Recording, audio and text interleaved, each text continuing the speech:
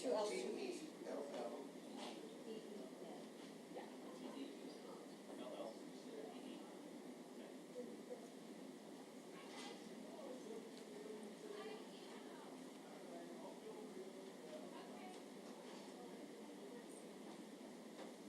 Are you with, hi, are you with me? Yeah. Oh. And where did you sit before? I think I just sat with the. I was gonna say, yeah, on the first bench if you want to. Since we don't have a jury, you had a jury last time. This is where she sat for her jury trial, so she sat in the back. Like, Oh, Since and it's on Lori, Lori. right? Right. Yeah. Lori, just think Lori beside us, but not. And she's in him too, Lori. Oh, really? Are you? Oh, that. No, I'm not Lori, the other You're Jill. Jill. I'm Jill, yeah. You girls good? I am good. I'll go to my house now. Do you need me? Christina, which one are we doing first? Oh, we are?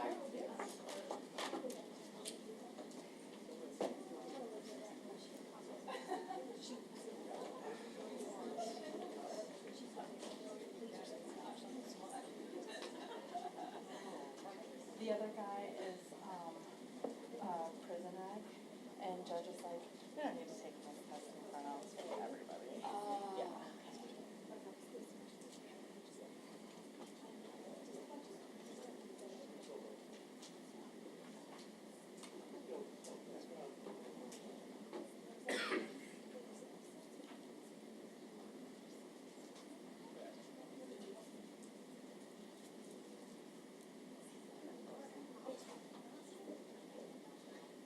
Of course.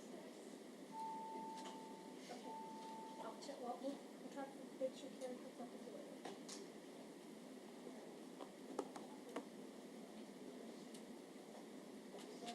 So how long ago did you move here? Oh, so have you not been a court clerk since 94? Oh, wow. Did it come right back to you? No, I mean, some of it, Yeah. then I had to do my theory, I mean, I had to get, I had to make books so they more, conflict free, you know, for real time. Yeah, see, so I didn't learn conflict free, so in the past 3 years, I've totally changed how I write. Yeah. That's hard to do. So that was like less than a year ago. Yeah. I got the book and I went through it and, you know, just like trying to listen to it. Yeah, it's hard to do the theory. That's what I did right now. Yeah. I write everything differently. And maybe it would have been harder had I been still working and then, you know, Oh, yeah, yeah, yeah. since I was away, maybe it was easier. Yeah. I don't know. I bet. It took me a year to write the word A different. It took me a year. That was my hardest one.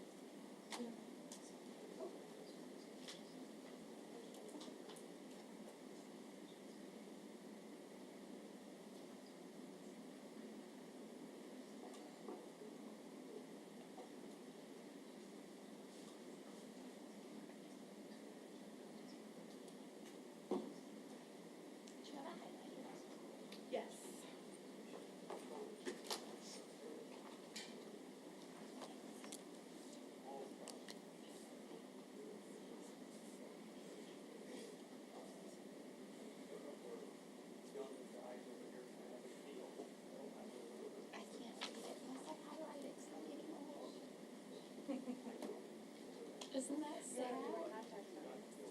I wear one because I don't need, yeah. My husband got glasses for the first time. I can get, do you want me to give it to him? Yes, please.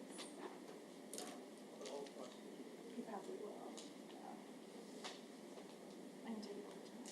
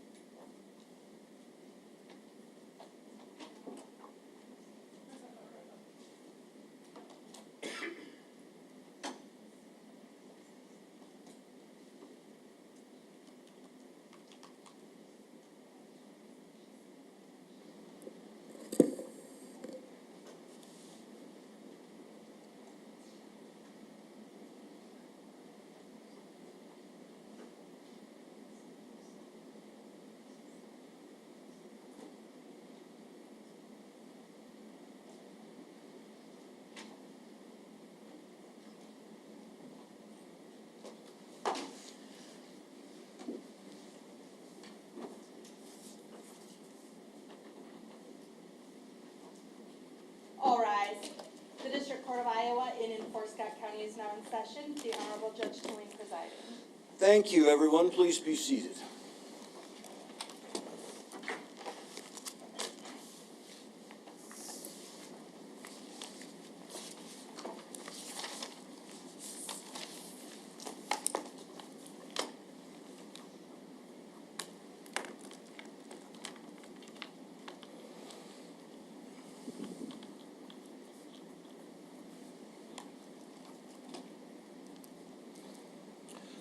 Okay, good morning, everyone. Let the record reflect that we are here in the matter of the state of Iowa versus Madison Russo in criminal cause number FECR 427-672. We are here for sentencing this morning. Ms. Russo is present and represented by Andrea Yeager. The state is represented by County Attorney Kelly Cunningham. My review of the file reflects that Ms. Russo previously appeared and withdrew her plea of not guilty and entered a plea of guilty to theft in the first degree in violation of Iowa Code Section 714.11, 714.12, and 113, and also 714.2(1) and Iowa Code Section 702.9(1). The court at that time ordered a pre-sentence investigation and set this matter for sentencing today. Ms. Yeager, have you had an opportunity to review the pre-sentence investigation report with your client, and are there any additions or corrections to the report? We've had an opportunity to review, Your Honor. We have no additions or corrections.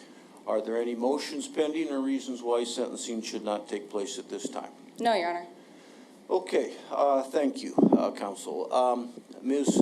Cunningham, does the state have a recommendation? Yes, Your Honor, I do. With respect to the charge of theft in the first degree, a Class C felony, the state is going to recommend that Ms. Russo be committed to the Director of Adult Corrections for an indeterminate term not to exceed 10 years, with that period of time being suspended and with the court placing her on a period of probation for 2 years.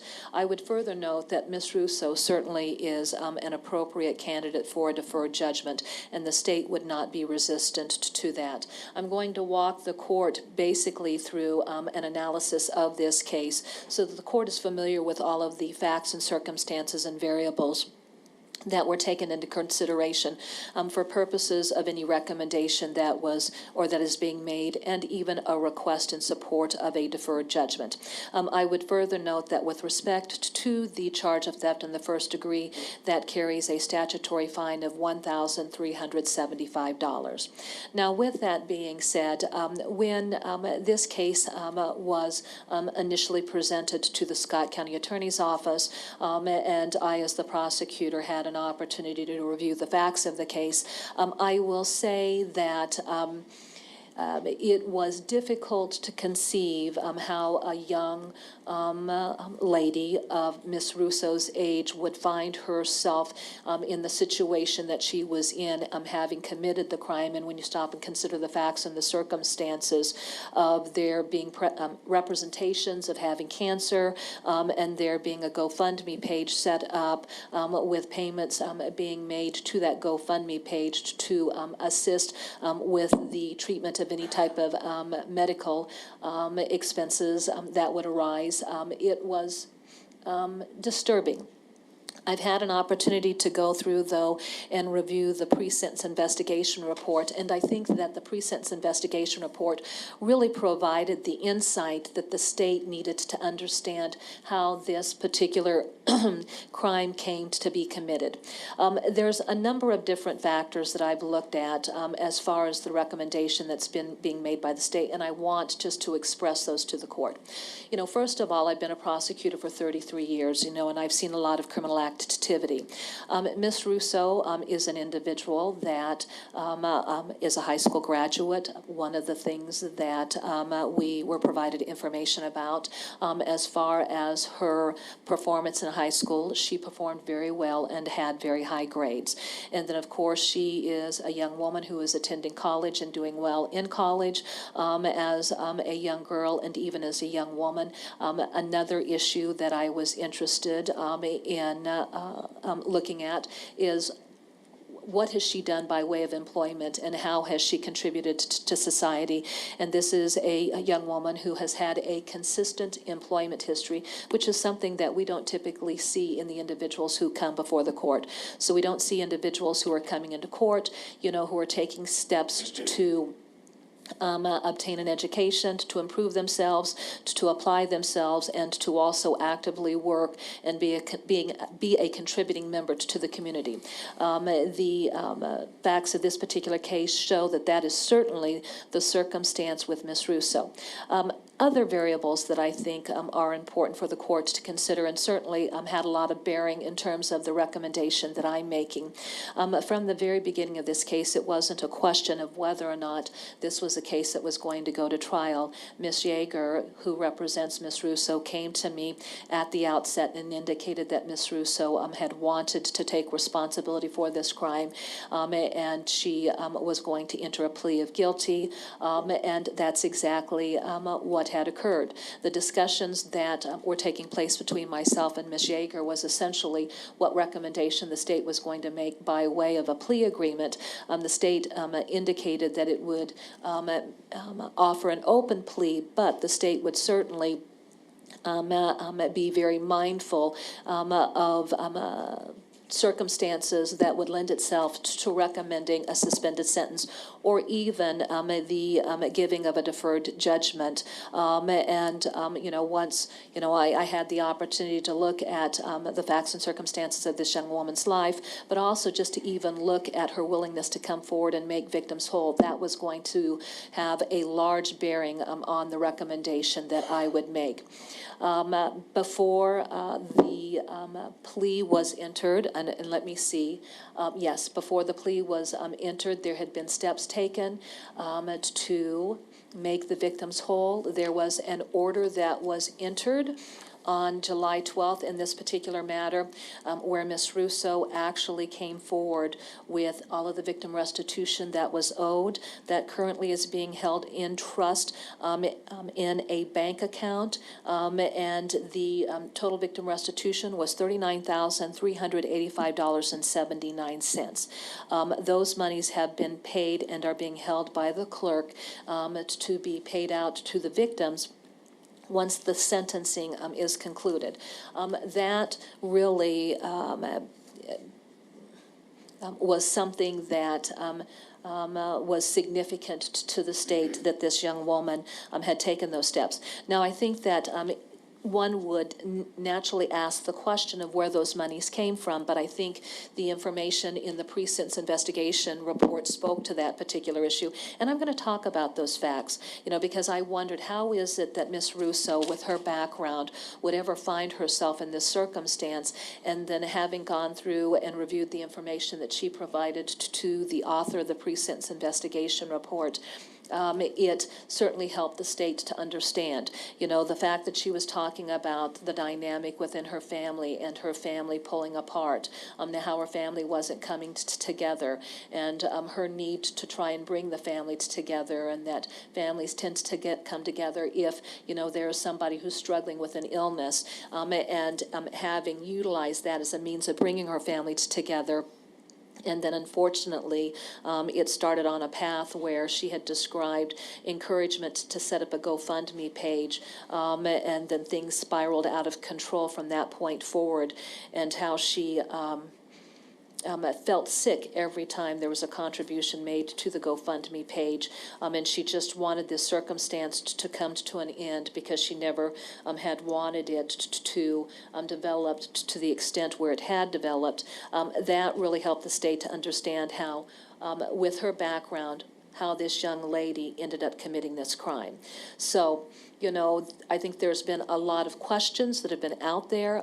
Those questions have been answered, and her willingness to take responsibility, her willingness to come forward and make the victims whole, certainly, I think, supports the suspended sentence or even the giving of a deferred judgment. I'd like to do a breakdown, if I could, Your Honor, for purposes of victim restitution too, so that we can articulate who those payments would be directed to. Yes, I appreciate that. However, I'm just happen to be looking at is it as set forth in the order of July 12th already? Yes, Your Honor, and so I have identified each of the 6 parties that those monies would go to. I've given a breakdown, and then that certainly would save some time here in the courtroom where I don't have to go through and articulate that. Okay. I would note that I do have 2 individuals who are here and who would like to make victim statements. One of the individuals is Margaret All. Mrs. All is from the Eldridge community, and that is where Madison is from. And then I have a Mrs. Rhonda Miles. She comes to us from down in the Tennessee area, I believe, and she is here on behalf of the Nikki, let me spell that for our record, Nikki Mitchell Foundation, and that's a cancer foundation. And so those 2 individuals would like to make statements to the court as well, Your Honor. Okay. All right. Before I hear those statements, I take it that these individuals, the foundations that they represent, qualify as victims under this case because, well, they were victimized. They had made contributions, so. I think that's enough under the code. Yes, Okay, very good. yep, Thank you. absolutely, Your Honor. Yes, and I believe also the code provides that they get the last word, so to speak. Yes, and I did advise them procedurally how this process would work. Okay, very good. Thank you. Does that conclude the state's comments? It does, Your Honor. Thank you, counsel. Ms. Yeager. Your Honor, we would call Dr. Christina Pites to the stand. Okay.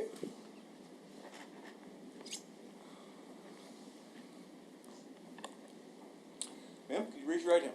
Do you solemnly swear or affirm that the testimony you're about to give is the truth, the whole truth, and nothing but the truth? I do. Please be seated up there.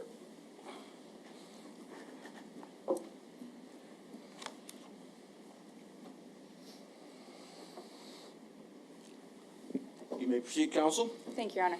Dr. Pites, could you state your name and spell it for the court reporter, please? Christina Pites, P as in Paul, I-E, T as in Tom, Z. And how are you employed?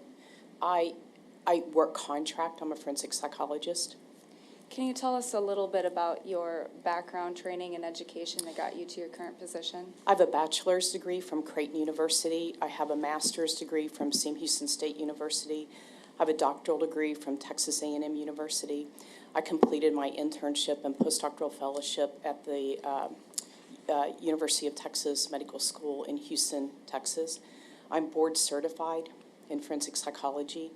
I worked almost 25 years for the United States government. I'm now retired, and now I work contract completing forensic evaluations. And your work for the federal government, was that within the Bureau of Prisons? It was. What was it that you were doing within the Bureau of Prisons for the federal government? I completed forensic evaluations that were referred by federal judges throughout the United States. I also completed some military evaluations, and I also completed state evaluations that were death penalty evaluations that were in their federal appeal process, and they were referred to the United States Medical Center for evaluation.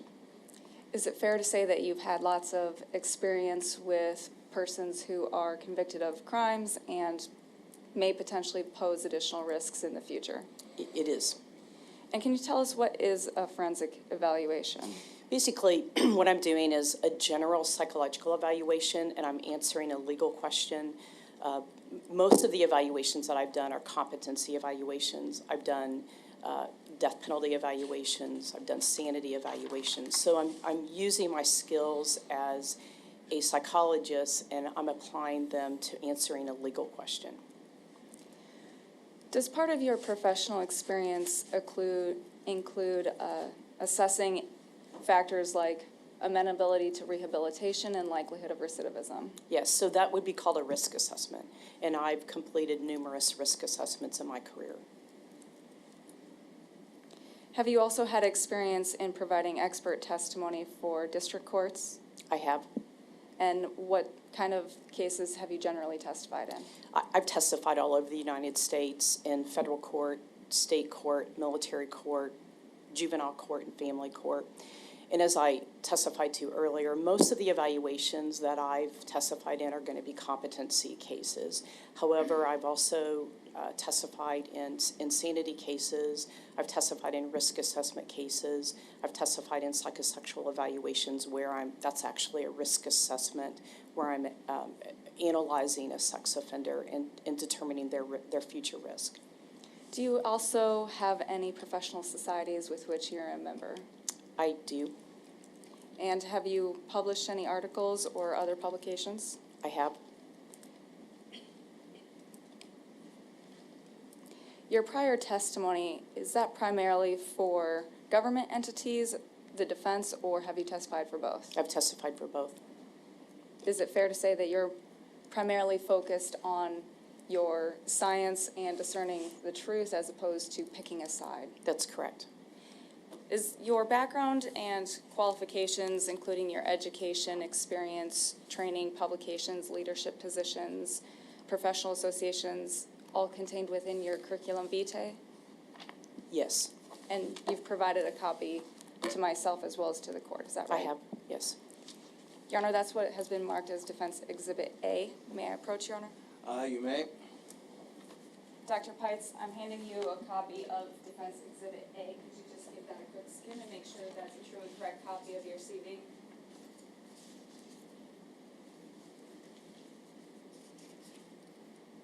It is. Is that the most updated copy? It is. Your Honor, we move to admit Defense Exhibit A. Any objection? The state has no objection, Your Honor. Okay, Exhibit A is admitted. Dr. Pites, moving to this case in specific, how is it that you first became involved in Madison Russo's case? I was asked to evaluate Madison, and she came to Springfield, Missouri. I'm from Springfield, Missouri, and she came to Springfield, Missouri, and I evaluated her at my office. Prior to that evaluation, did you review any materials associated with the case? I did. And what materials did you review? I reviewed Madison's history, her medical history. I reviewed the trial information, trial minutes regarding the allegations. That was before I actually interviewed her. Did you perform any examination or testing or interview with Ms. Russo? I did. And what was that? I interviewed her for approximately 4 hours. I administered 2 objective psychological tests, the personality assessment inventory, the Minnesota multiphasic personality inventory -2. I also interviewed her mother, I interviewed her brother, and I also interviewed her sister. Why is it that you engaged in those interviews and evaluations? When you conduct forensic evaluations, it's imperative that you don't rely solely on the person that you're evaluating's report. It's important that you interview collateral sources to confirm or refute what the person has told you. Also, similar to what the prosecuting attorney said earlier in court, it helped me understand Madison and how Madison got to the point that she is at today. Are those the kinds of materials that are typically relied upon by other experts in your field? Yes, Did you perform a risk assessment with Ms. Russo? I did. And what is a risk assessment? Basically, I looked at what we call risk variables to determine if she met any of the criteria for a risk variable. I also considered protective variables. Those are things that we learn about a person that helps them to not engage in future risk behavior. What's your overall purpose in utilizing the risk assessment? Why is that important to you as an expert? Well, in sentencing, what we're determining is she at risk of engaging in similar behavior and or is she at risk in engaging in future criminal behavior? So the purpose of a risk assessment is to analyze those variables and ascertain what's her risk, basically. Well, let me back up. What kind of risk factors are you looking for? What constitutes a risk factor? So there's been a lot of research on risk assessments, and what we've learned is many of the things that the prosecutor talked about: educational history, employment history, substance abuse history, past criminal history, mental health history. Does she have a support system? What sort of family dynamics does she have? Those are all risk and or protective factors that we're analyzing when we're conducting a risk assessment. Did you note any risk factors in Ms. Russo's case? There were two. One is she has a history of suffering from anxiety, and she received medication for that. She doesn't have a significant mental health history, so I would actually consider that more of a protective factor, but it's certainly something that I had to consider. And then her current charge. She has no criminal history. Prior to engaging in this behavior, she has no juvenile criminal history, no adult criminal history. Did you note any protective factors in Ms. Russo's case? There are numerous protective factors. Can you note some of the ones that were important to you? Many of the things that the prosecutor talked about: her educational history. She excelled in academics, and she continued to excel when she entered college. She has no childhood significant events. She wasn't sexually abused. She wasn't physically abused. Employment history. She's worked and engaged in lengthy employment. She's maintained stable employment. She has no substance abuse history. I'm not aware. I specifically asked her, have you used marijuana? Have you used methamphetamine, ecstasy, mollies? Many of the things that we see adolescents, young adults using. She has never, she has no substance abuse history. She has no criminal history. Her mental health history is minimal. Again, she suffered from anxiety. I think it was around age 14. And took medication for that. She didn't abuse her medication. I think she was prescribed Xanax, which is a medication frequently abused by individuals. And I'm not aware that she ever abused any of that medication. She has good family support. Her father supports her. Her mom supports her. Her siblings support her. All of those are protective factors for Madison. The other thing, and again, the prosecutor already alluded to this, she's taken responsibility for her behavior. I've evaluated thousands of criminals, probably close to 2,000 criminals in my career. This isn't a criminally minded individual. She didn't minimize her behavior. She didn't rationalize her behavior, and she's made herself whole. She's paid her restitution. She's accepted responsibility for her behavior. We don't see that in most criminals, even at sentencing. They tend to minimize or rationalize their behavior, and Madison hasn't done that, which again is another protective factor. And why is that factor important, particularly that last factor that you noted, important to you in determining your risk assessment for likelihood of dangerousness or recidivism and amenability to rehabilitation? What we know about criminals is when they don't take responsibility or they minimize responsibility, they're more likely to engage in future criminal behavior. When they take responsibility, they understand the dynamics of their behavior, and they're less likely to engage in that behavior in the future. And are all of your opinions ones that you were able to form to a reasonable degree of psychological certainty? Yes. And what is your opinion of Ms. Russo's likelihood of recidivism? She's at low risk. What's your opinion about Ms. Russo's amenability to rehabilitation? She's at high risk of engaging in treatment and being successful in treatment.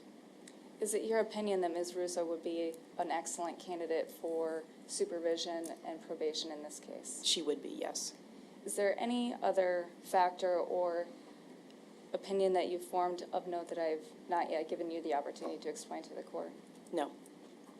No further questions, Your Honor. Thank you, counsel. Ms. Cunningham. Your Honor, the state has no questions. Okay, thank you, ma'am. You may step down.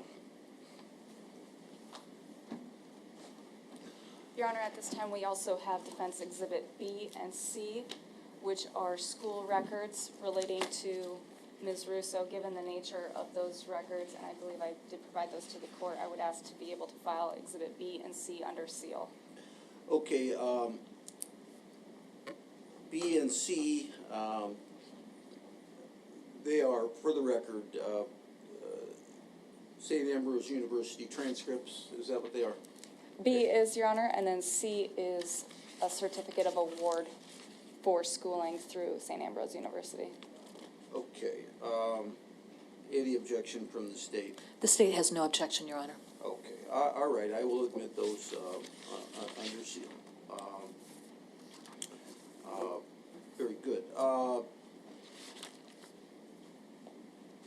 Ms. Yeager, continuing with the defense recommendation, do you have a recommendation as counsel for Ms. Russo? I do, Your Honor. We are recommending the court accept the parties' 210 plea agreement, and I'm further recommending and asking the court to impose a sentence of a deferred judgment. In this case, Ms. Russo has made a terrible mistake, and she has been the first one to admit that from day one. Her priority at all times throughout the pendency of this case has always been to accept responsibility for her actions, to make amends to the community, to the persons that she harmed specifically, to the impact to organizations or individuals who are themselves suffering from cancer or fighting cancer or any other medical condition. The only way that she can display her genuine remorse and try to move forward is to do exactly that, move forward. And she's done that at every step of the case. She's pled guilty as charged. She has maintained the funds within her account, and every single penny has been paid back. In fact, that was in the works long before Ms. Russo entered a plea of guilty. She had a check in hand at the time of her plea. She will speak to the court as well to try to articulate in the way that she can as a very young woman her feelings, her absolute regret for her choices and her behaviors, and her hopes and desires to move forward, and hope that everyone, herself, her family, the community, anyone who may have been affected or harmed or may have been chilled from providing funds to organizations and things of that nature. She wants to express in the best way possible how sorry she is, and her regret for her choices, her regret for her actions, and any negative impact they may have had. I know that Madison would love to take this all back and undo the mistakes that she's made and the choices that she's made. Unfortunately, we don't have that capacity. And of course, she's a human who makes mistakes, and she's a very young person. At the time of the offense, she was 18 years old, so it's not an inaccurate description to call her a girl. She is a young woman now, but she was a girl at the time. She can only learn from these poor choices, and it has been a hard lesson. It's hard enough for any person to make mistakes. It's even harder when those mistakes are so severe and have the kinds of consequences personally to Ms. Russo in the form of the criminal justice system, certainly one major consequence, but also socially. Ms. Russo has had the kinds of consequences that the criminal justice system cannot and does not impose upon people, and she has done her best to persist through that and focus on her rehabilitation, focus on moving forward, focus on showing how truly sorry she is, and making amends in the only ways possible to her. Now, she can act as a deterrent, because of course deterrence is an important factor for the court at the time of sentencing, both in terms of general deterrence, in other words, deterrence to other persons, and specific deterrence, deterrence to Ms. Russo herself. I am absolutely confident that this court and no other court will ever see Ms. Russo again, and certainly not for an offense like this. But I'm also confident that Ms. Russo, if nothing else, her poor choices have had some positive impact through a deterrent effect. These kinds of cases are not altogether uncommon. This is not a one-off kind of case where medical issues or fraud or theft occurs. There are many other cases within this region where cases of this nature have happened. And to the extent that Ms. Russo can be a deterrent to anybody who may be considering these kinds of behaviors, these kinds of actions, then that's a positive. The nature and the circumstances of Ms. Russo are particularly important to us in her background and as a legal matter. Iowa Code Section 901.5 provides the goals and the considerations for the court at the time of sentencing. The code focuses on two issues: providing a maximum opportunity for rehabilitation and the protection of the community from further offenses by the defendant and others. Those are the two issues that the code concerns itself. The code notably does not concern itself with morality or judgment, but more importantly, the code does not concern itself with only punishment. That is certainly a byproduct of sentencing, but it is not the primary goal that the law focuses upon.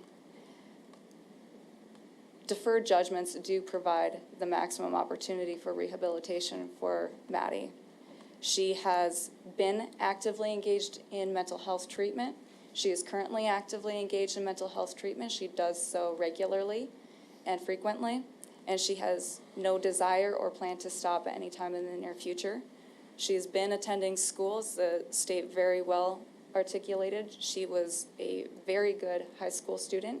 She graduated from high school. She's moved on to higher education. She's doing very well there. The court can see what her grades are like, the kinds of classes that she's taking. These are not fluff classes. These are real classes, and she's doing very well, earning A's.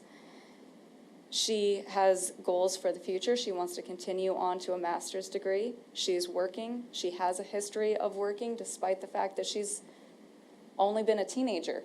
She's still very young, but she has consistently worked. She has worked good jobs. She has worked stable jobs because despite her youth, she is rather mature, and she is focused on the future and growing and being the best person and best community member that she can be. And with a deferred judgment, she would still be subject to the supervision of the court, the judicial branch, and I'm confident that Ms. Russo will shine in that regard. She will not be a pain for the probation office. She will check in appropriately, and she will do everything that is expected of her and requested of her.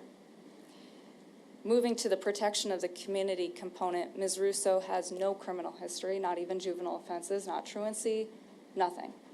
She has no history of violence, certainly. There's no history in the pre-sentence report or otherwise in her evaluations or personal background of violence that didn't make it to the criminal justice system. She's not getting into fights at school. She's not, punching kids at the swing set or things of that nature.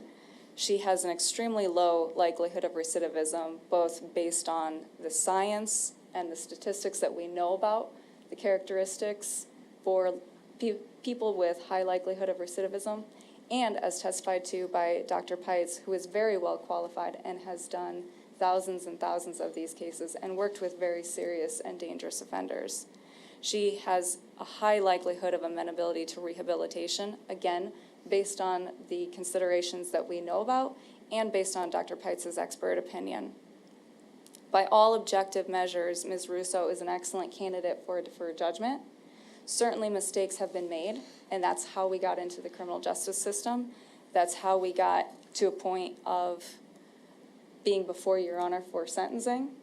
But we can't undo those choices. We can only move forward. And moving forward, she has every indicator of future success, amenability to diversion, and likelihood of success with a deferred judgment. Normally, I would talk about strong community support, and it's true that Ms. Russo does have the privilege and the luxury of having family support and some social support. She's also earned herself stable housing. She's growing as a young woman and maturing and getting her ducks in a row, if you will, to becoming an adult. But here, that's not to say that Ms. Russo has not had her own personal struggles.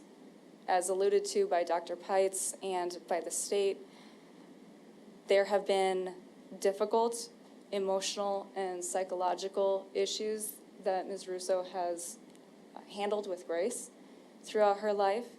She's had a complicated and difficult family relationship, particularly with her mother. And many days, Ms. Russo felt that she was put in the middle of the family dynamic and the family struggles, that it was a pressure upon her to fix it, to fix the family. Whether that was real or imagined, that is how she felt. And as the state said, that is what led Ms. Russo to get to the position where she was now. She was not acting out of criminal propensity. She was not acting out of criminality. She was not acting out of greed or anger or a desire to harm specific people or organizations. She felt that she was in the middle, and that was the way to fix the family, to bring the family together like some sort of movie. That was the answer. Things very much spiraled out of control and snowballed from there, and the situation very much got away from her. At that point, it was too late to go back. She didn't know how to handle it. She, of course, is very young. Her brain is not fully developed. Her emotional and psychological maturity is not yet fully developed. She didn't know what to do. But since that time, there have also been days that she has struggled where her medications have been withheld from her, where she was thrown out of the home with nowhere to go, where she was threatened with additional consequences. She has not let those days and those issues break her. She's not let them become her excuse for further poor behavior and poor choices. She has handled it the best way that she can, and she has focused on, how do I move forward? How do I show how sorry I am? How do I grow from this? And that has always been her focus. It would have been very easy to use this as an excuse to say, screw it, I can do whatever, poor me, I'm the victim here. That has never, at any point in time, crossed Maddie's mind. That's never been her attitude. At the gym, for example, speaking of social issues, she's had people approach her and verbally accost her. She has been at the store where she's been flipped off and cursed at and yelled at. She has been threatened. Her family has been threatened. Online, she has received messages, and I'm not going to name these people because they don't deserve that, but I'll just quote two of them just to give an example of the kinds of things that Ms. Russo and her family have suffered since this. One person said, quote, "I hope someone brutally tortures you to death extremely slowly and live streams it." End quote. Another person said, quote, "You sick fuck. What's it like being the biggest piece of shit in the world? You fake ass cunt. Kill yourself. Kill yourself. You sick fucking bitch. You deserve to die." End quote. While it's understandable that there may be emotion and perhaps even outrage for Ms. Russo's choices, she is still a human being too. Her family are still people. She is still a young girl, and it is absolutely indefensible for someone to go out of their way to take specific action steps to target someone, to threaten someone, and to tell them to kill themselves, and that you hope that they are brutally tortured. That is indefensible, and it is a criminal act. Ms. Russo has made poor choices, and she has every hope to take full responsibility for those poor choices. But that does not make her or her family or anyone else in this world the subject of crime as though that is okay. That is not something that the criminal justice system tolerates. I know that's not something that the state tolerates. That's certainly not something that the defense tolerates. But that is important for this court to consider when it's considering how much has Ms. Russo gone through here as well, because that is still a sentencing consideration, and how much growth has she shown through this time. so that we can decide what is just punishment.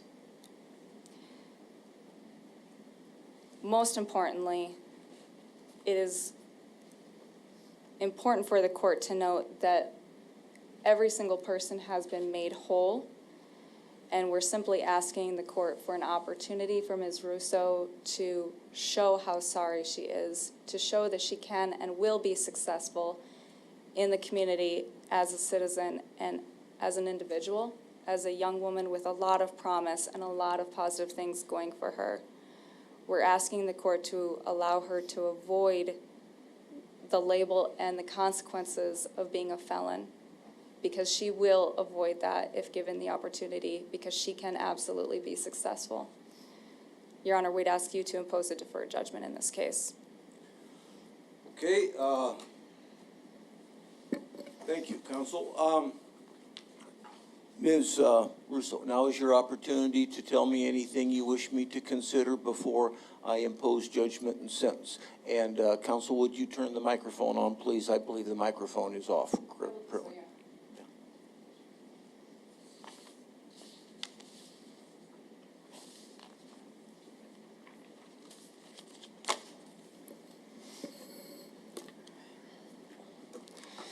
Your Honor, first and foremost, I want to thank the court for the opportunity to speak today in front of you all.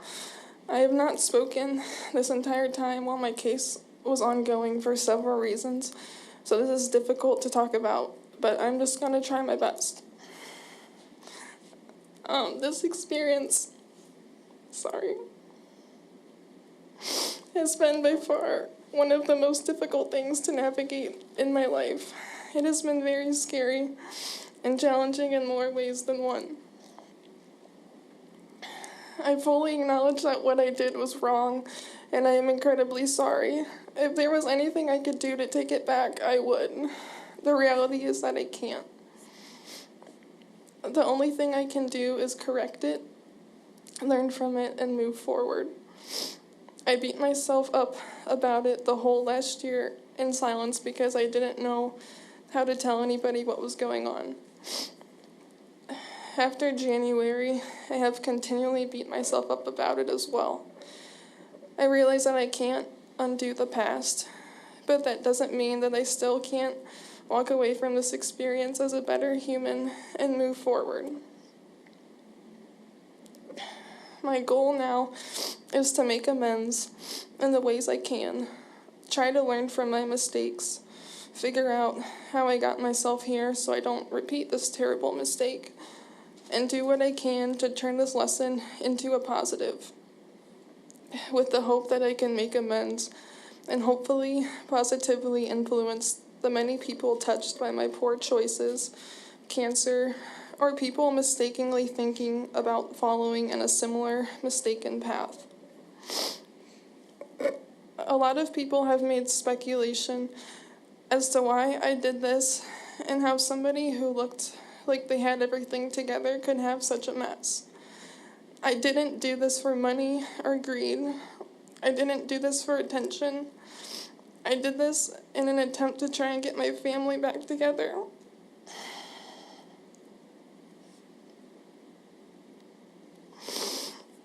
I come from an extremely broken and separated family ever since I was 2 years old. Over the years, it has gotten steadily worse, and a lot has happened internally to our family. A family is supposed to be one that's drawn together, not drift further and further apart. I was always told that, quote, I was the only one that could fix it, and I have tried for years. Nothing was working, and I kept pulling for everybody to be a normal, functioning, loving, supportive family. I thought if I said what I said, it would make everybody pull together. It didn't work, and it only got worse. After that happened, I didn't know what to do. I couldn't tell anybody, and too many people knew already. From here, it all went downhill, and it snowballed quickly and hard. The way I went about this was not right, and I wish I would have sought out help regarding my family before making this immature decision. I was 18 years old and I was a freshman in college when it took place. I'm young and I don't know it all. I was not being rational. I have learned a lot from this experience, and I want to take this bad moment in my life and turn around and do good for society. I want this to reach an audience to say that it is okay if you are struggling and you need help. It is not a sign of weakness to say that you need help with something and you're not okay. I wish I wouldn't have done this a long time ago. It is also a reminder that everybody is silently battling something and you never know what is going on in somebody's life. Let this be a reminder to give each other more grace and compassion. Some might say I looked like I had it all together. I didn't. Instead, I had a situation I was stuck in a family that was, well, about as far from family as it can get. I had deep wounds I never learned how to heal from little on. I'm not afraid to admit that because it meant I finally learned how to heal from the inside out and realize that I am not God. I can't fix everything that is not in my control.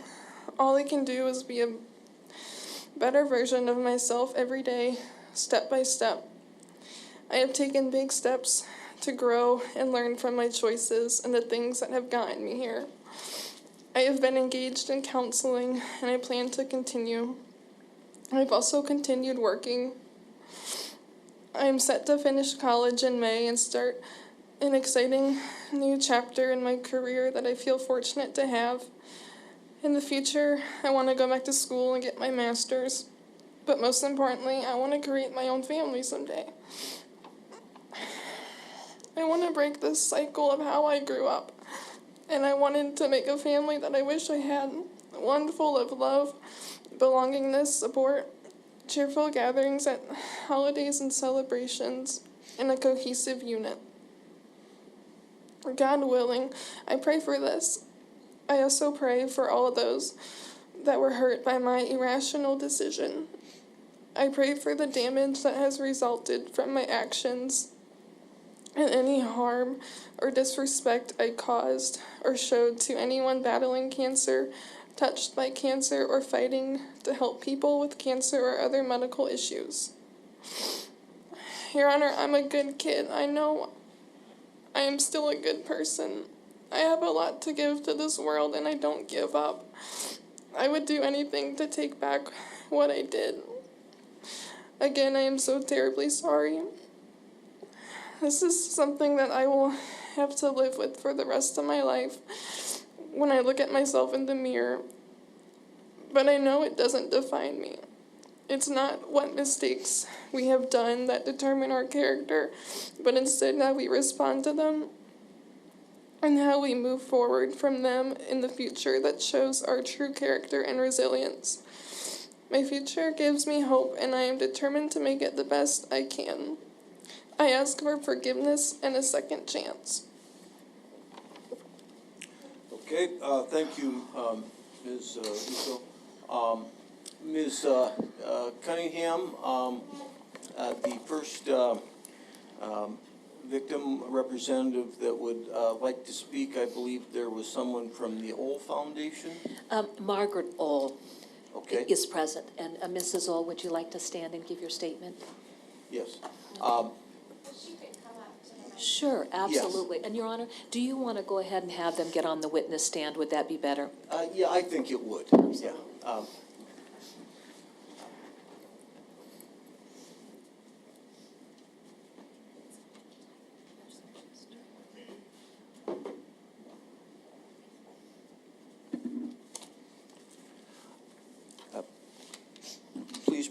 Please proceed when you are ready, Ms. Oles.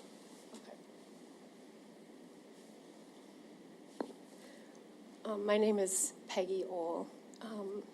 Margaret is my given name. And I, first of all, just feel kind of betrayed by the Scott County Attorney's Office coming here. So I just wanted to say that first. I wrote this letter on February 2nd of this year.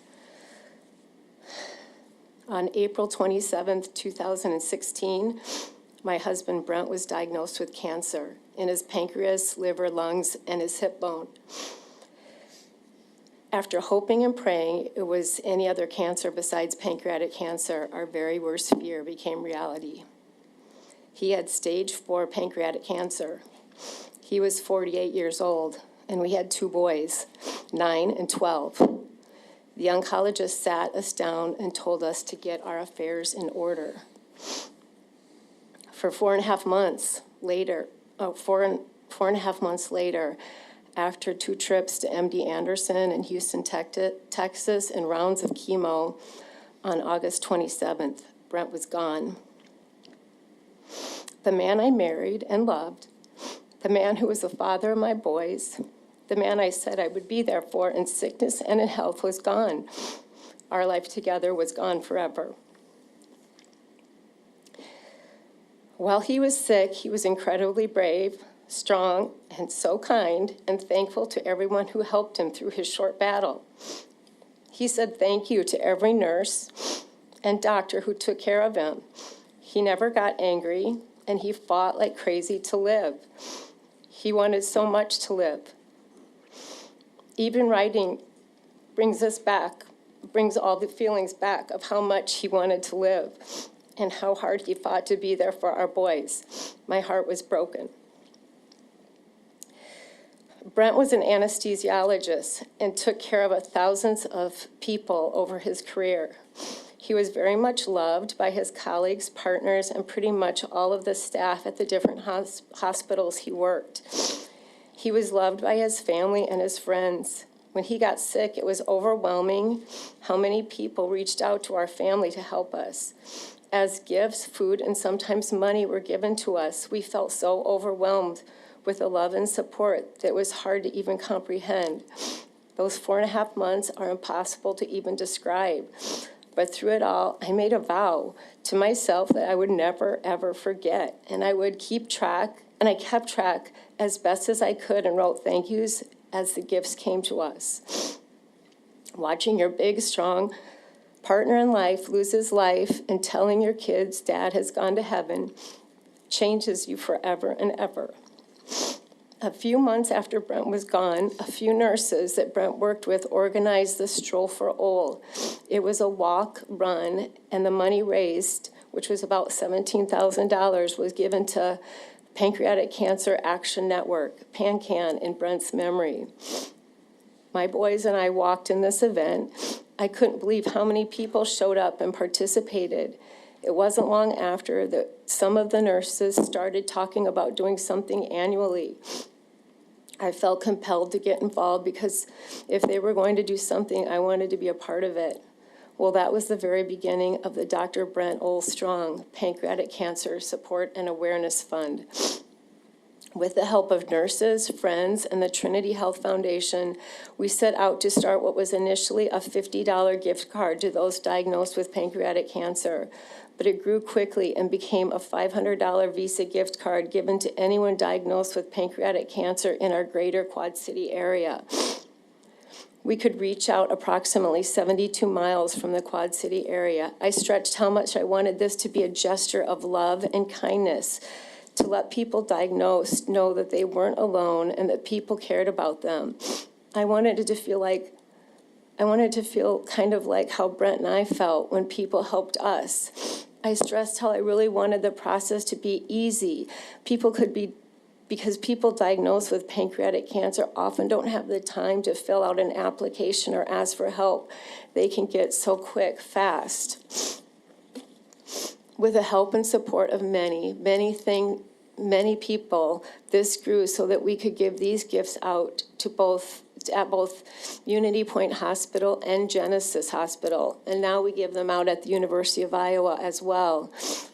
Sometimes by word of mouth, I would find out about someone, and along with someone from our team, we would deliver these gift cards to people diagnosed with pancreatic cancer or families who had lost somebody to pancreatic cancer.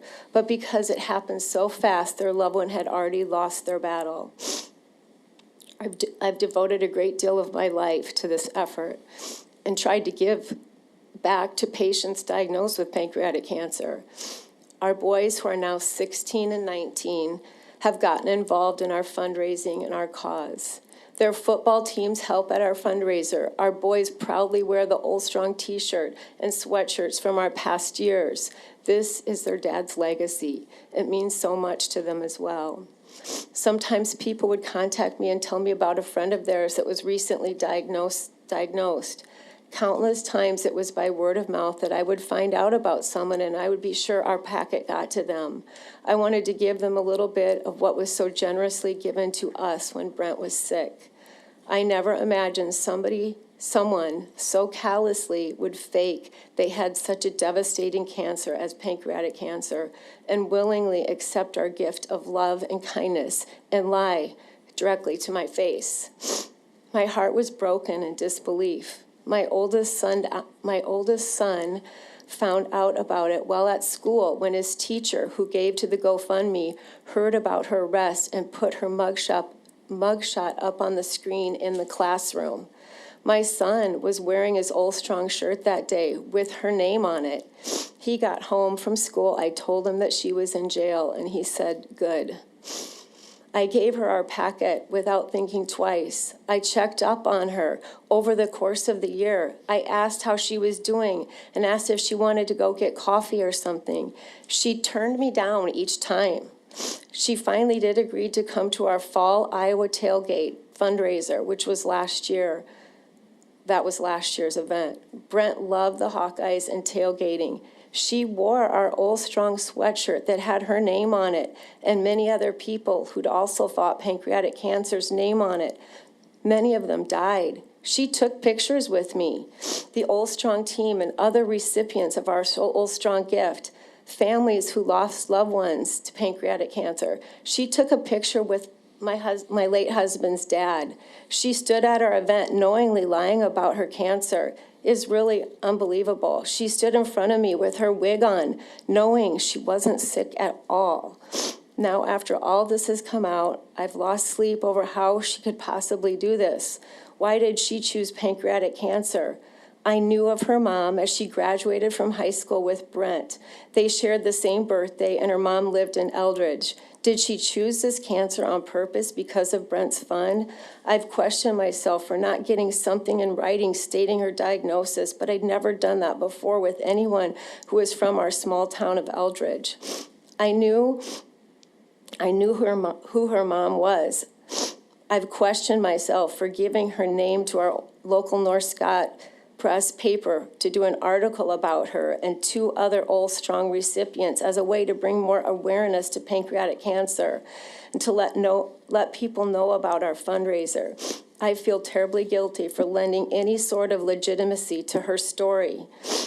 I feel terrible that her name is now somehow tied to Brent's amazing legacy.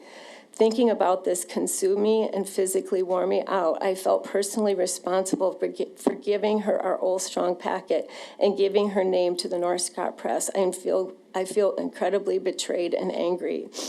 As a result of her betrayal, we are now going to have to look more closely at how we give out these packets. My feeling of giving our Dr. Brent Oldstrong pancreatic cancer support and awareness packets to pancreatic cancer patients in memory of Brent is going to be restrained and restricted, and I'm so sad for that. I want it to be so easy and to be free to give our gift of love and support. I'm heartbroken that Maddy Russo did this. I hope Maddy Russo is held responsible. I hope Maddy Russo has to spend a great deal of time in jail. I hope Maddy Russo has to pay restitution. She preyed on my emotions and my giving nature. She used my husband's legacy and our fund to better her story and to lend legitimacy to her fake cancer story. Thank you. And I brought a sweatshirt from our last year's fundraiser, and it has her name all over all of our merchandise from last year. Thank you. Okay, thank you, ma'am.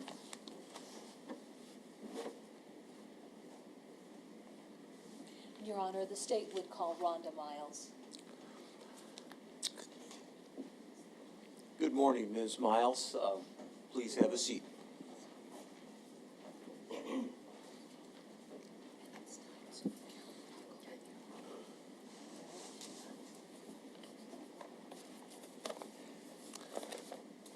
Please proceed, Ms. Miles.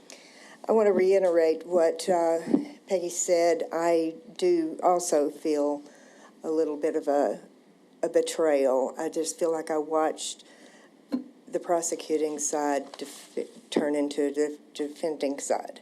So I just want to say that also.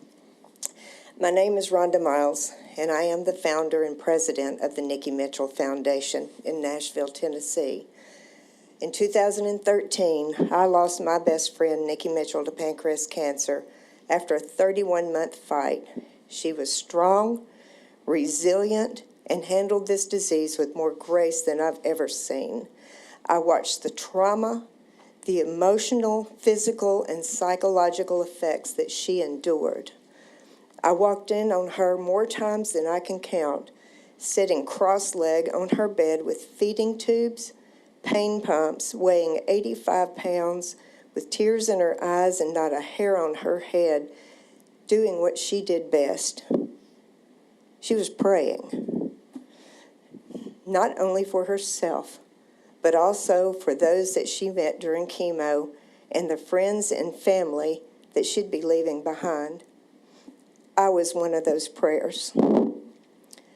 That vision never leaves me, and I can guarantee you it was not staged or manufactured in any way, shape, or form. She had more integrity, honesty, compassion, bravery, and empathy than anyone I know. These are qualities that Madison Russo either was not instilled with or just does not embody. We're a small organization, and the biggest thing our organization is known for is our patient assistance, financial and emotional. We had patients on the waiting list while we were working with Madison to try to get her records so we could help her. Real patients, patiently waiting. I used a precious ask. Madison, I used to ask with the world's best pancreas surgeon to get you a second opinion. And that's hard to get. And you took that precious ask away from a deserving pancreas cancer patient. It's disgusting. It's disgusting. We provide Atlanta's Piedmont Health pre-surgical patients and their caregivers weekly Zoom support sessions with clinicians, patient, and caregiver ambassadors who we train. Watching the people on these sessions as they tell their stories is heartbreaking and at other times can be joyful. Bi-weekly, we have another Zoom session for those in all stages. That session is extremely difficult to get through because it's all stages of the disease and some have no hope. We connected Madison and her mother, Peggy, for emotional support with other patients and family. It's traumatic to retell your story, and patients open their hearts to someone going through the same thing. Madison manipulated, lied, and let these patients willingly pull the Band-Aid off their wounds one more time in the name of supporting a fellow patient. What Madison Russo did was devastating in so many ways. I'm also including anyone who helped her or who even knew what she was doing and didn't stop it. We've wasted precious time and resources on this scam when we could have been with someone in real need. When talking to potential donors, as an organization, Madison Russo has become the face of pancreas cancer, and I want to thank you for that. Not our real patients, not Ruth Bader Ginsburg, not Representative John Lewis, not Patrick Swayze, Steve Jobs, or Alex Trebek, but Madison Russo. I hate you're even in the conversation. I just returned last week from our largest fundraiser and had multiple donors ask about your horrible act, what you did, and what I thought your sentence would be. Quite honestly, my answer was, look at her. She's the picture of privilege as we're continuing to see in our country. I pray for justice for the ones truly battling, but I expect another travesty. And after hearing today, I really expect that. I've heard that there's those who think you've paid enough. Can't get a job, people looking at you differently, harassing you with veiled death threats. All I can think is, so? There are thousands of pancreas cancer patients who can't go to work, are looked at differently, and only 10% escape death within 5 years. Now here's my ask from the court. Madison to be sentenced to time in a long probation that includes community service in the cancer world, a world she obviously has no respect or compassion for. I disagree with you when you said that this could be a deterrent. A slap on the wrist is not a deterrent to others. It's a green light. It's an absolute green light. Madison needs to remember karma's real and can be brutal. Cancer is real and is brutal, and it's all around us. And what's going to happen if Madison or her family really do get a diagnosis? Will we believe? I doubt it. Impact on a life. It's all we can hope to do in this world is have impact, positive impact on lives. Nikki Mitchell had more impact than anyone I've ever known. I had a career, and when she died, I left that career to start a foundation and for no pay for 7 years. I make $20,000 a year now on an organization that's raised almost $5 million. Nikki made impact. You need to remember what impact really looks like. Your Honor, thank you for letting me sit up here and be the voice for 60,000 people who truly get diagnosed every year. I appreciate it. Thank you, ma'am.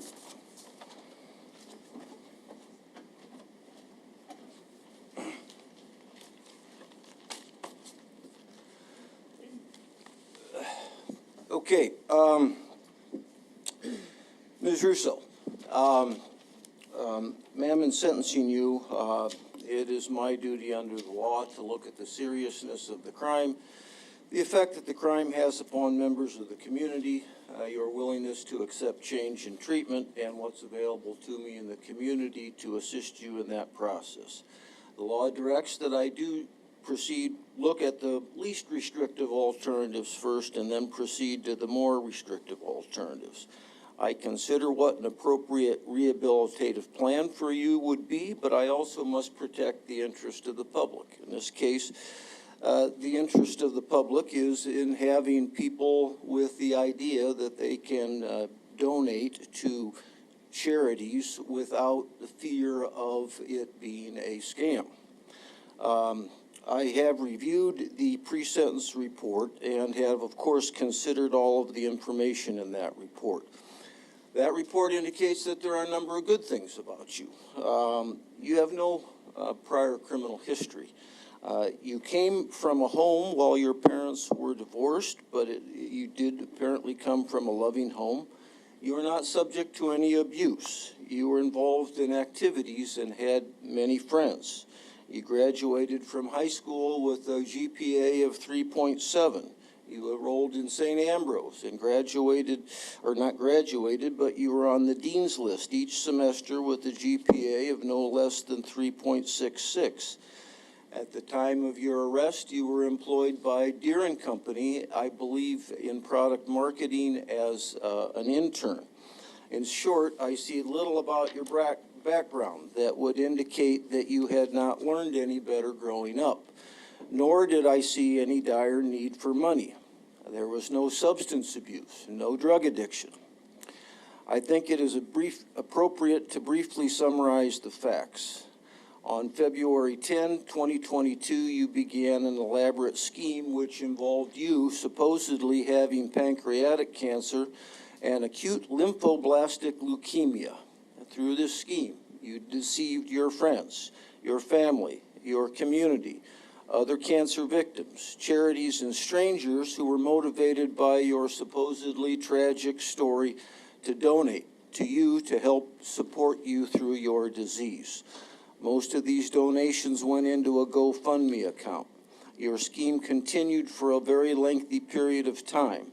You raised in excess of $39,000 from over 400 donors. I learned today that with Ms. Oles and her foundation, you appeared in person in support of this charade. This issue came to light when in January 11, 2023, 3 medical professionals reported medical inconsistencies in your story to the Eldridge Police Department. The Eldridge Police Department worked extensively with those medical professionals to discover inconsistencies with your story of you having cancer and leukemia.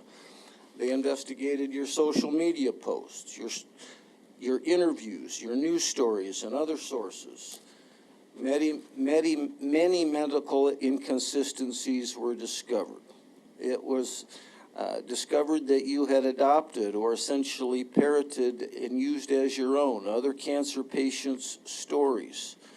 Search warrants were applied for and granted, and your home was searched, and it was discovered that you had things to support your fake cancer claims, such as a wig, IV bags filled with cotton balls, feeding pumps, wound dressings, and other medical equipment. It's just hard for me to fathom what was going through your mind while you were making yourself up and using a fake IV or using to photograph yourself or fake bandages. It's hard to imagine what was going through your mind. After your arrest, to your credit, you were interviewed and admitted to not having cancer, not having a tumor that wrapped around your spine, and admitted to taking staged photographs of yourself to spread your story, and admitted to using other actual cancer patients' stories as pictures of you. You also admitted to receiving private donations that you would deposit in your checking account separate from the GoFundMe account. It is absolutely clear to the court that you engaged in a lengthy course of deceit.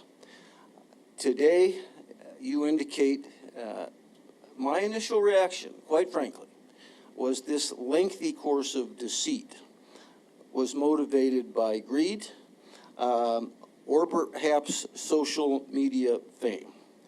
I am not quite confident as I was walking in here that that is the case.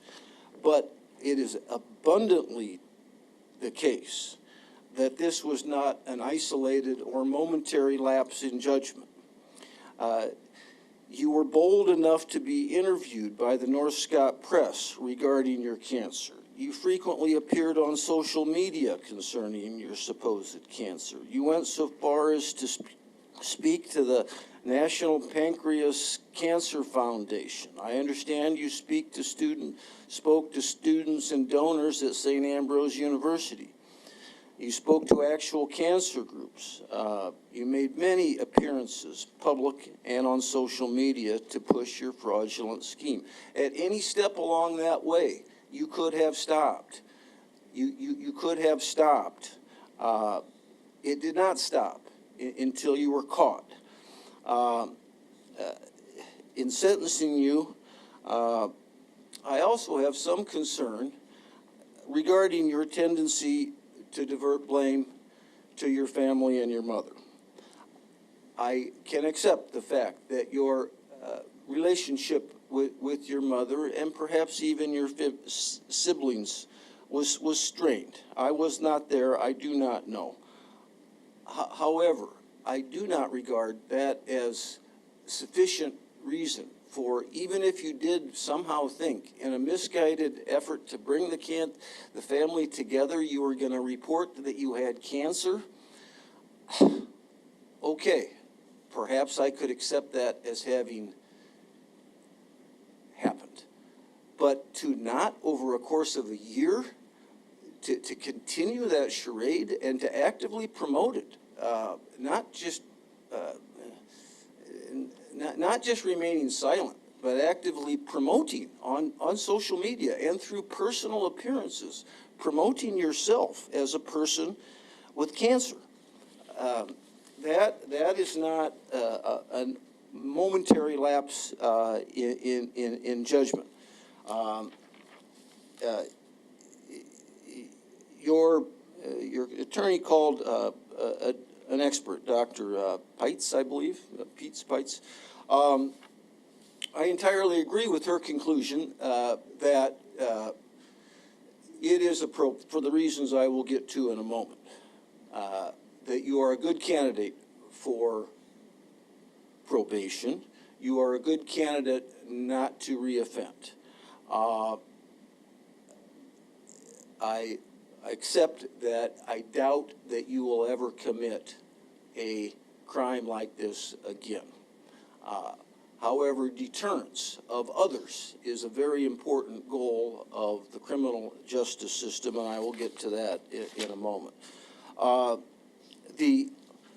My discretion today is in sentencing you is rather limited. You entered a plea agreement with the state whereby both parties, the state and the defendant, your counsel, recommend to the court that a suspended sentence for theft in the first degree be imposed. The concurrence of the court is a condition to that plea agreement. In other words, we wouldn't be here for sentencing today if the parties had not reached a plea agreement. So my decision here today is quite limited. My decision is to either accept the plea agreement or reject the plea agreement. While there is a very strong case can be made that the extent of your scheme requires incarceration, I can certainly appreciate the thoughts of the two women that testified in a very heartfelt way here today. I can certainly appreciate and understand their thoughts that the time in jail is appropriate. However, you have no prior criminal record. You were and are very young. You have been cooperative with the prosecution, and you agreed that at least the victims that directly donated to your campaign will be made whole by the restitution. You have also suffered a very real and substantial punishment of the local, national, and even international coverage of your crime.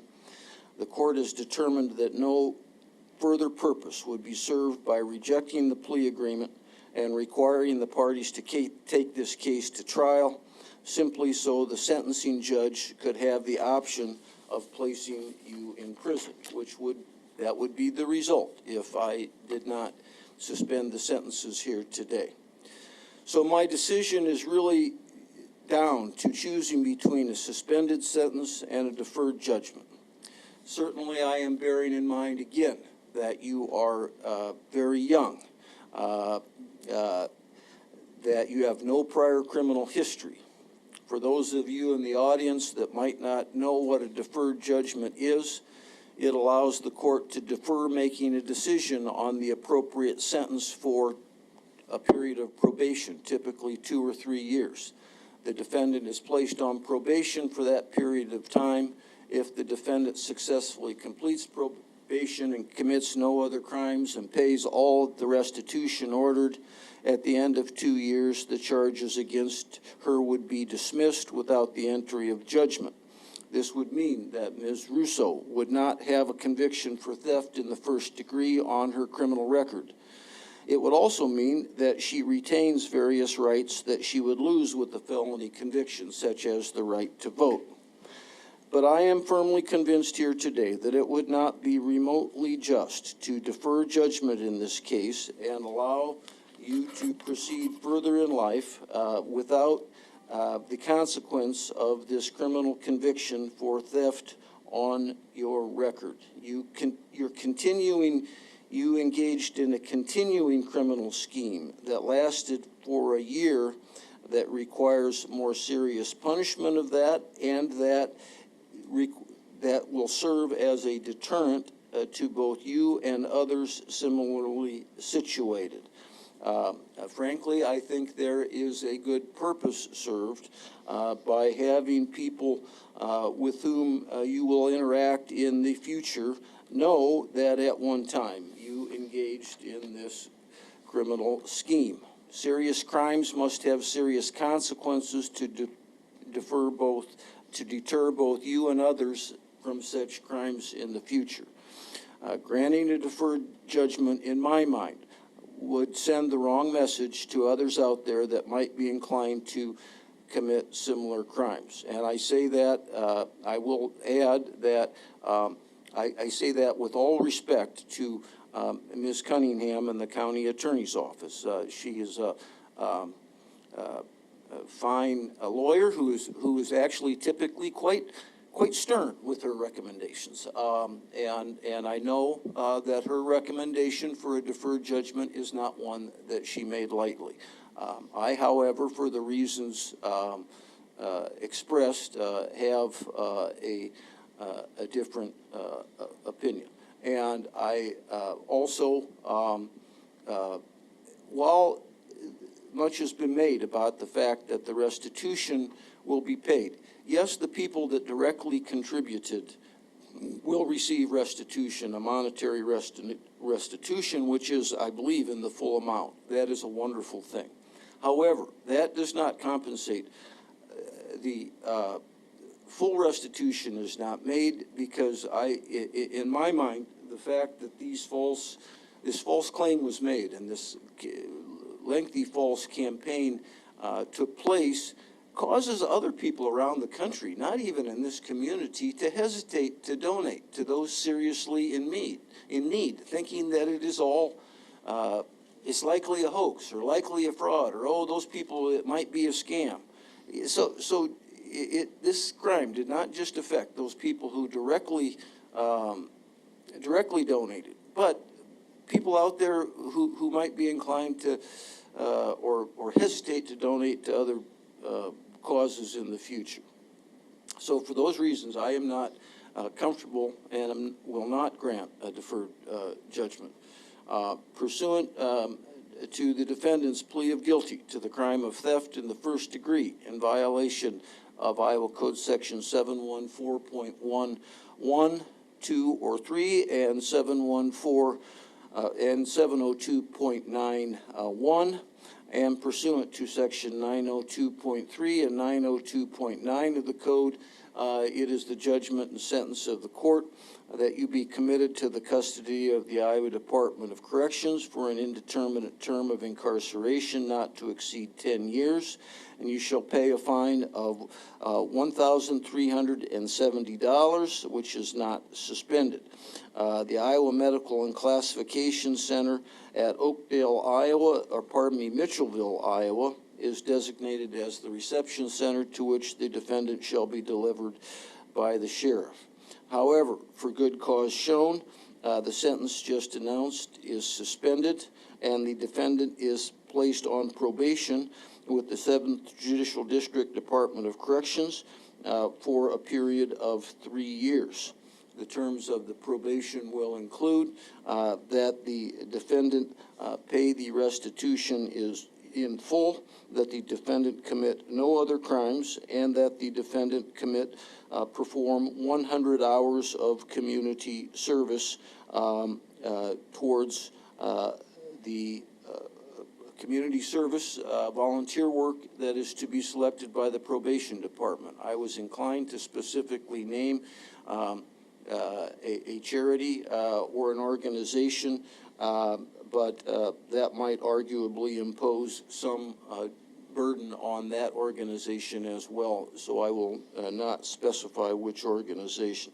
The defendant is ordered to pay restitution in the amount of $39,385.79, payable as indicated in the order filed in this case on July 12, 2023. The law presumes that the law presumes that the defendant has the reasonable ability to repay Category B costs. Category B costs are costs from the clerk of court and court-appointed attorney's fees.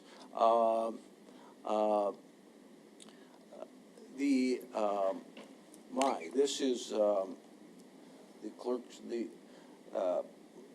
are the court costs in this matter, Ms. Cunningham, this indicates the court costs are $58,486.62. I cannot imagine that that is accurate. No, Your Honor, I would not think that that's accurate at all, and I don't even know why that figure would be popping up. I wonder if they somehow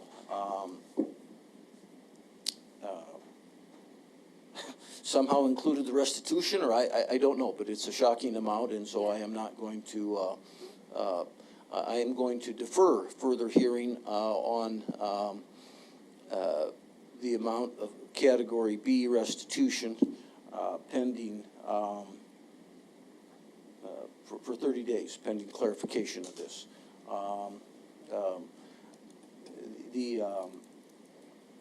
There will, Ms. Yeager, I believe you are privately retained? That's correct, Your Honor. Okay, so there will be no restitution for court-appointed attorney's fees. Correct. Other than appeal rights and bond, have I left anything out? No, Your Honor. No, Your Honor. Ms. Russo, now that you've been sentenced, it's my duty to advise you of your appellate rights. Under the Iowa law, because your conviction and sentence was as the result of a plea of guilty, there is no automatic right to appeal. Rather, if you wish to appeal, you must establish good cause for your appeal, and you must file a request for permission to appeal within 30 days. If you wish to appeal and you cannot afford an attorney or a transcript of these proceedings for that purpose, you have the right to make application with the court for court-appointed appellate counsel and a transcript of these proceedings, all at the expense of the state of Iowa. Just be aware that that must be done within 30 days. Also, be aware that at the conclusion of the appeal, you may be ordered to make restitution or pay back court-appointed appellate attorney's fees and costs as well. Bond on appeal is set at $13,000 cash only. I believe that concludes this matter, other than, as I indicate, I would like clarification of court costs before I enter any decision concerning that. Thank you. That concludes this case. Thank you, Your Honor.